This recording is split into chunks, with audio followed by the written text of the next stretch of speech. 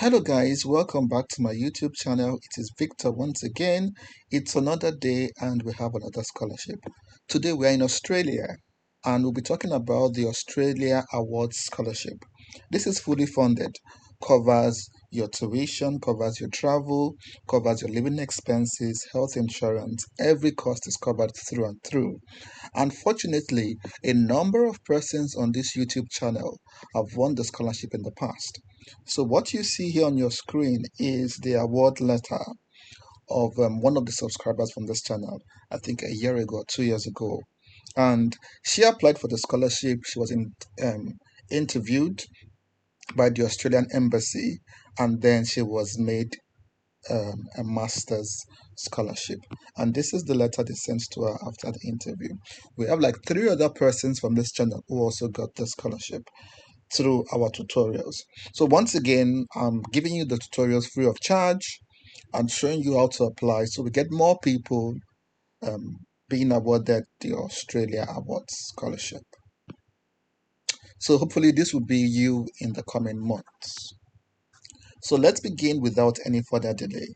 So I'll be talking you through how to apply to the scholarship, especially how to answer the essay questions. So these are tips for some of the essay questions you need to answer, and I'll be talking you through them through and through. So do not worry. And you hardly get it this good in any other YouTube channel, to be honest. So why not subscribe so you get free materials, free tips on how to apply for the scholarship. So welcome once again. This is my YouTube channel. If you're joining us for the first time, where have you been? There are lots of videos around there on this channel on fully funded scholarships from around the world. So look around. I'm sure you'll find something that catches your interest. And if you're a returning subscriber, thanks for coming back. Thanks for the constant support. And I hope you get a scholarship sooner than later. So for those who haven't subscribed, please do so quickly. Let us delve into the scholarship of today. So the Australian Awards, as I said earlier, covers everything. You can look at up this on your own, so it's not a problem. But how do you apply for it? So first of all, let's look at the participating countries, just to ensure that your country is among the list. So it is arranged according to different continents. So this is Asia. You have these are the countries eligible from Asia and the Pacific Ocean. This is the continent of Africa. So I'm African, so let me click on this tab and see the countries under Africa. So these are the countries eligible under Africa, and I can't see Nigeria here already in my country, so it means I am eligible. This scholarship, I must say, yes, is for bachelor's, master's, and PhD, but for some continents, it's only narrowed down to one of these. For instance, for the African continent, you can click on this document to see which kind of degrees you can apply for as an African applicant.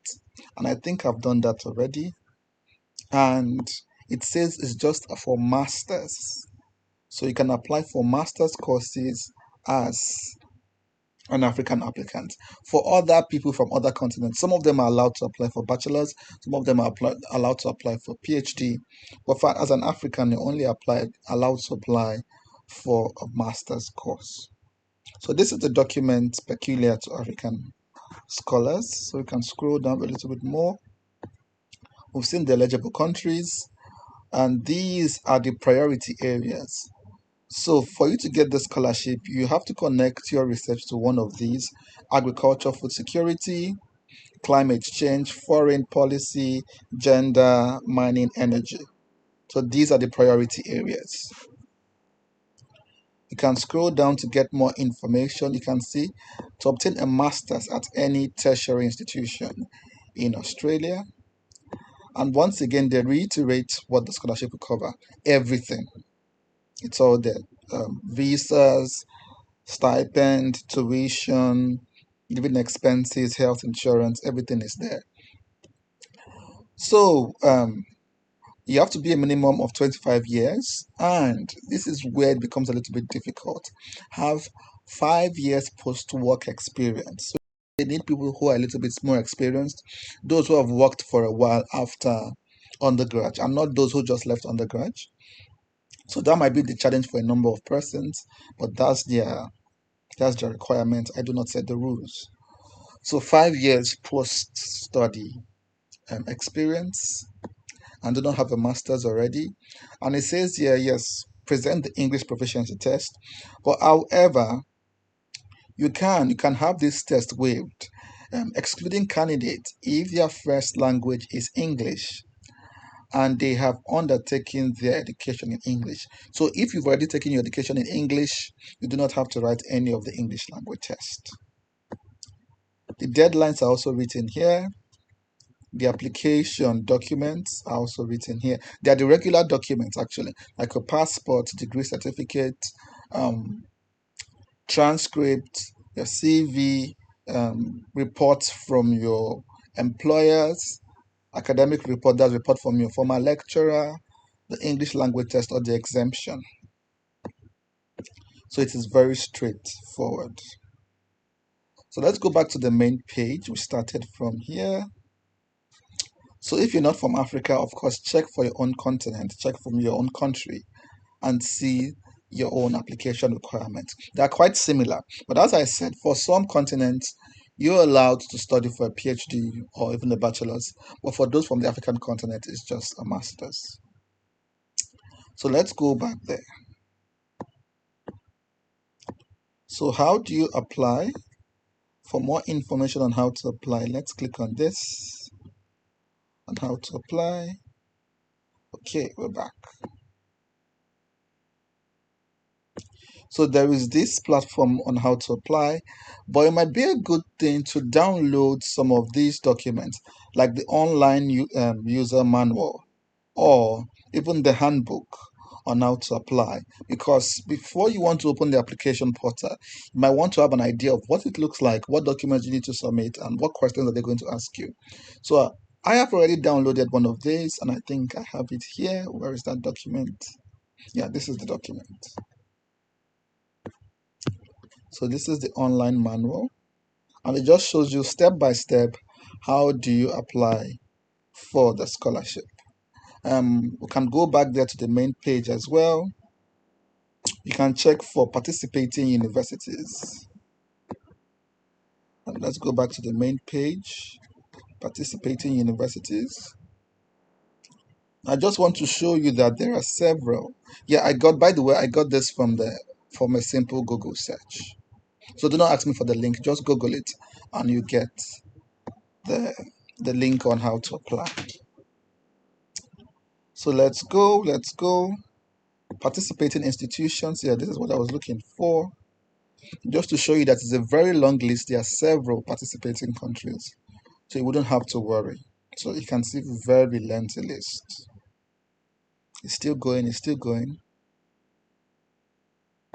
So a course, either a coursework master's or a research master's at any of this university is eligible. So you can see there. So let's go back to that manual that I talked to you about. So this is the manual, and you are allowed to apply to three different courses. It is in page 23.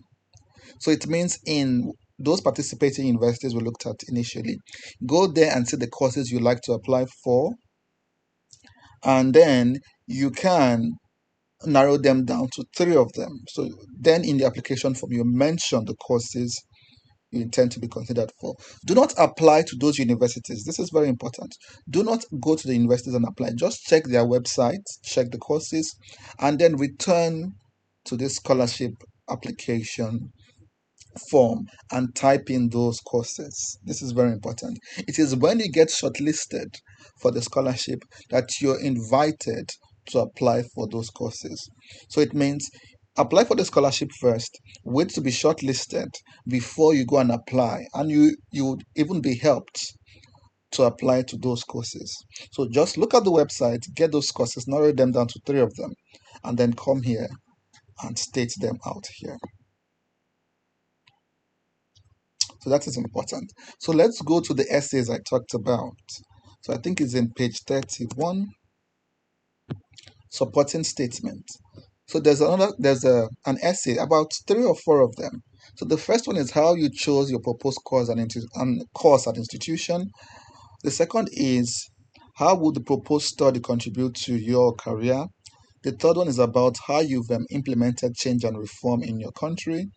And the fourth one is something about how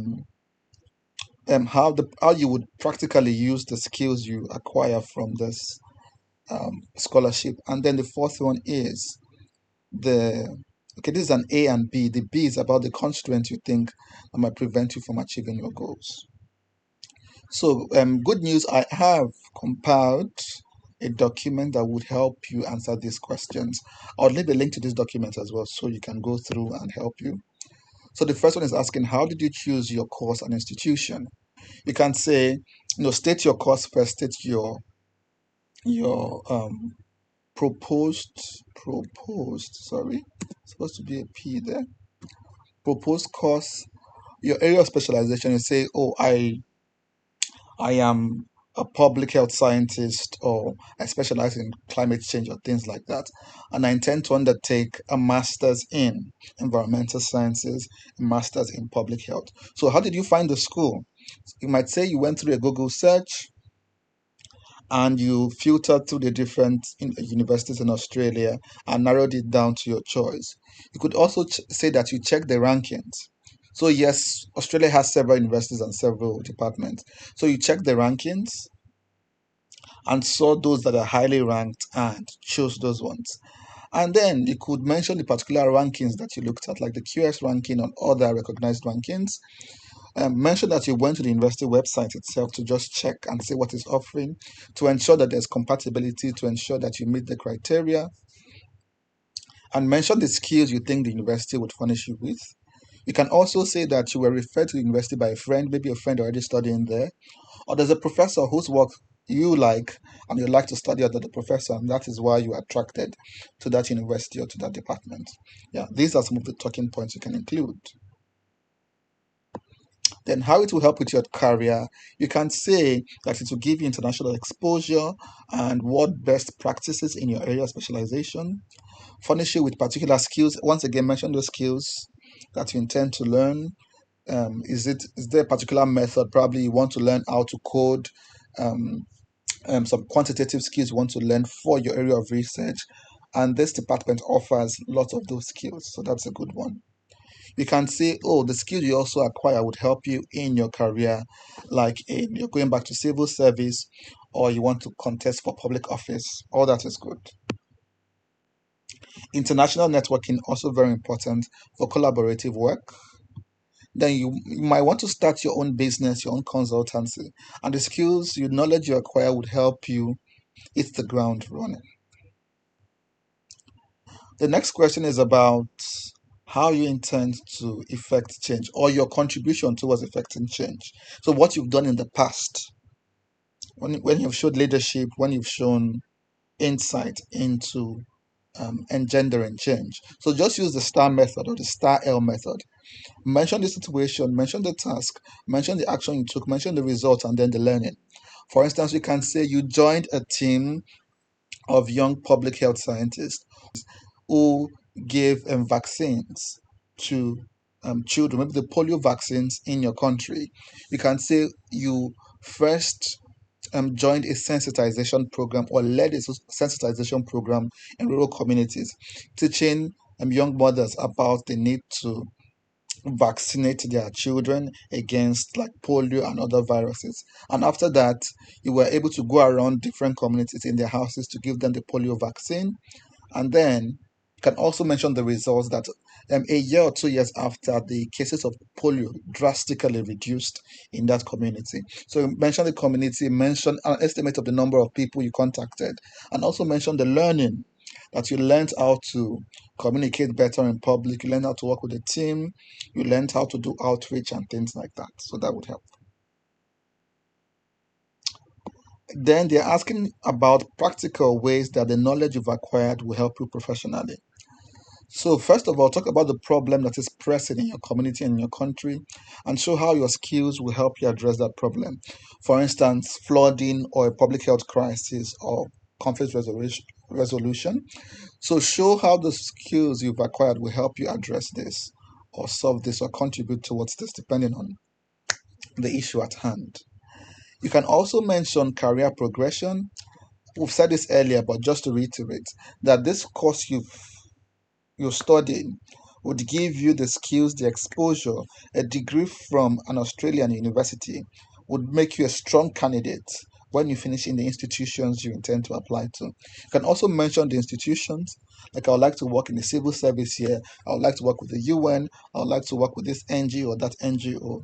And this master's from this university, from this department, will make me a top candidate because of these skills that I've acquired.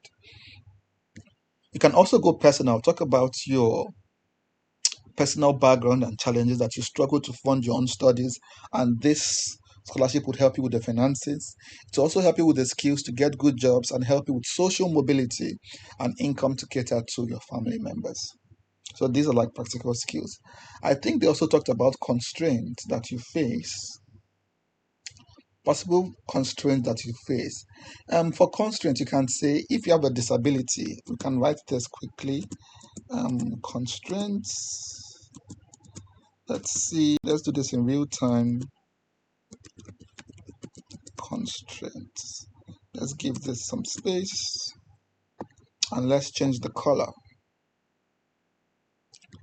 So for the constraint, you can say, let's see, if you have any disability, you can write it there.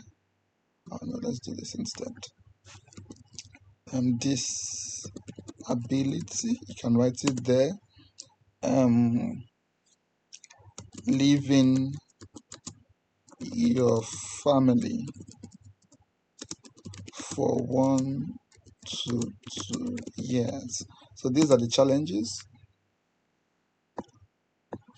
You can talk about, yeah, these are the challenges, but then neutralize the challenges. Neutralize.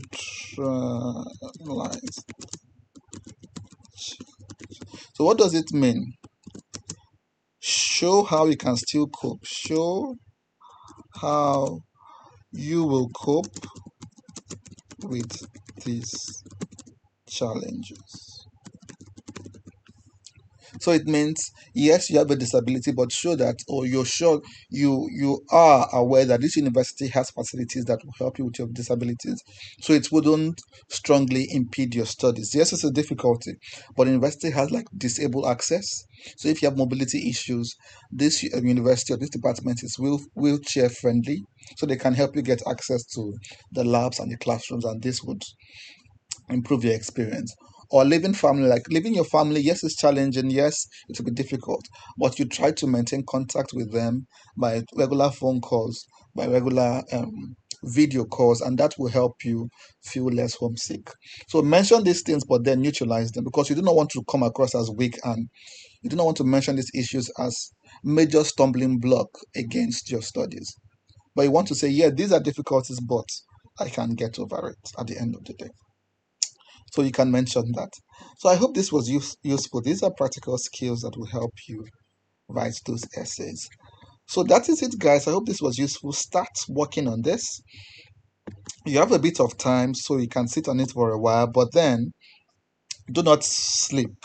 Start working on it gradually and make sure you meet the deadline. Make sure you have enough time to prepare good answers, solid answers to your questions. It is fully funded and an amazing opportunity, and I want to see this letter with your name on it in the nearest future. And that's it, guys. I hope this was useful. There are many more videos on this channel, so you can take a look at these ones as well.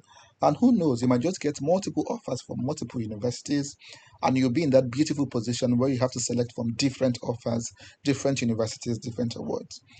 So I'll see you at the top sooner than later. Bye bye for now and get to work. Cheers.